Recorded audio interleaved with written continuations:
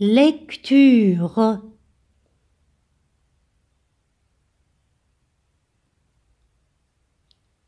Les locataires de l'épouvantail.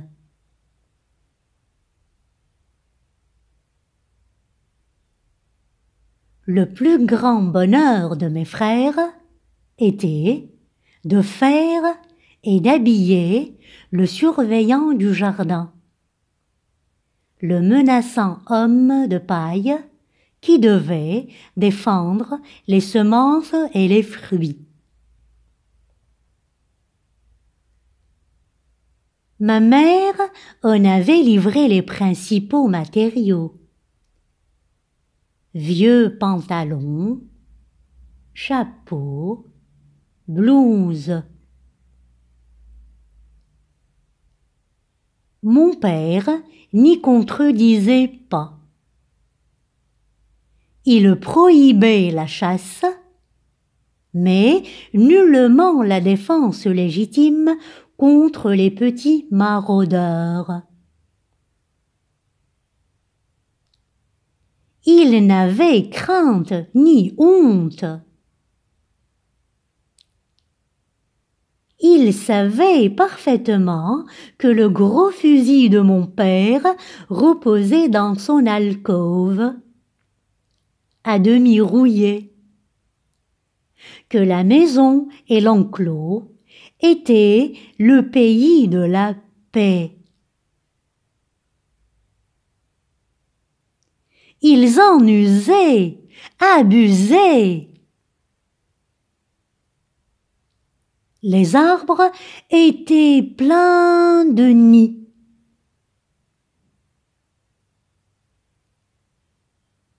Donc, on plantait le gardien. Sur 2 bonnes jambes, nourries de grosses pailles, il campait fièrement. De cervelle, il n'en avait guère. Le foin de la prairie, broyé, assoupli, meublait sa pauvre tête. Pour les bras, on pouvait les mouvoir, les diriger, les ramener sur eux-mêmes, mettre l'homme au repos, appuyer sur sa bêche.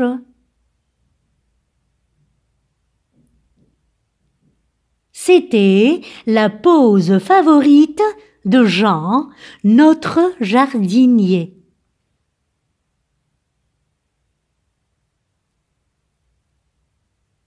Le cou maigre, un peu désarticulé, rendait la tête branlante au moindre vent.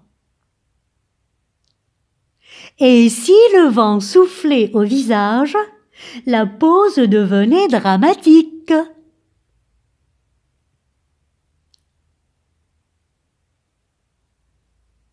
Quand le gardien terrible était posé de manière à produire les plus grands effets, on se cachait pour observer ce qu'allaient faire les oiseaux.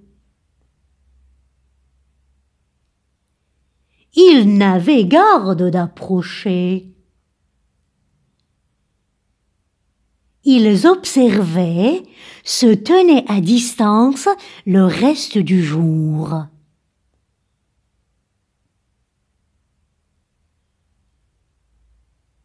Le rouge-gorge est, de tous les oiseaux, avec le merle, le premier levé.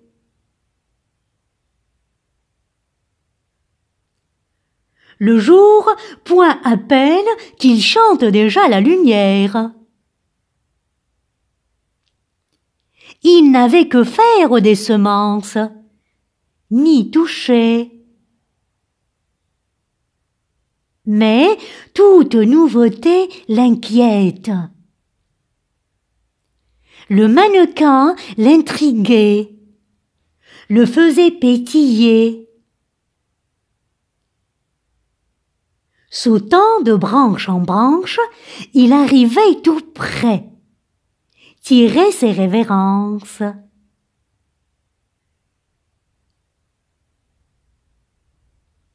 Dans le calme du matin, notre homme immobile semblait plutôt pacifique.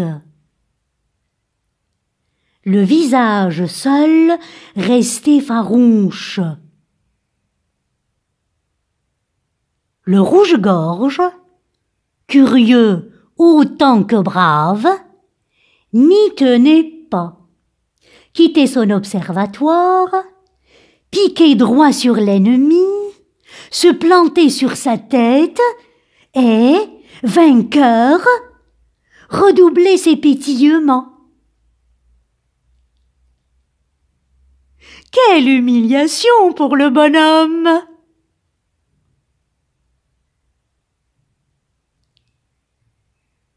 Mon père, aussitôt levé que le rouge-gorge, assistait à la scène. Les moineaux, demi-éveillés, voyaient aussi la chose du haut de leur tour, jugeaient la situation, s'enhardissaient. Le plus pressé de la fin matinale se risquait, prenait au vol un charançon exilé de sa graine.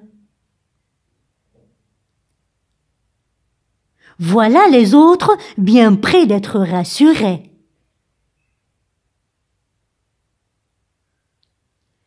Avant la fin du jour, tous ont ri du fantôme.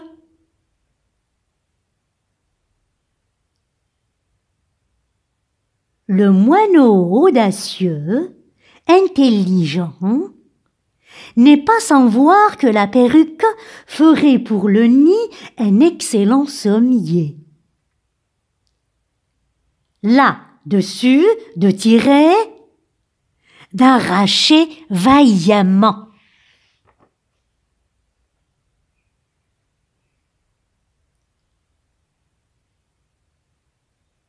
Un autre couple fit mieux. Il avisa la bouche, entra dedans, se tourna et retourna, trouva la place bonne, y resta.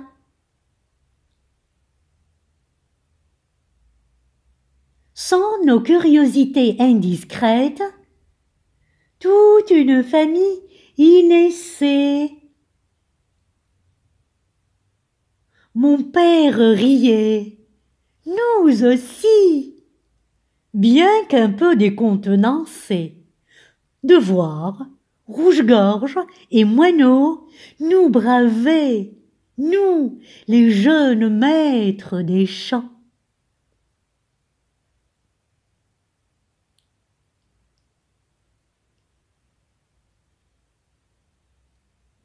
C'était les locataires de l'épouvantail.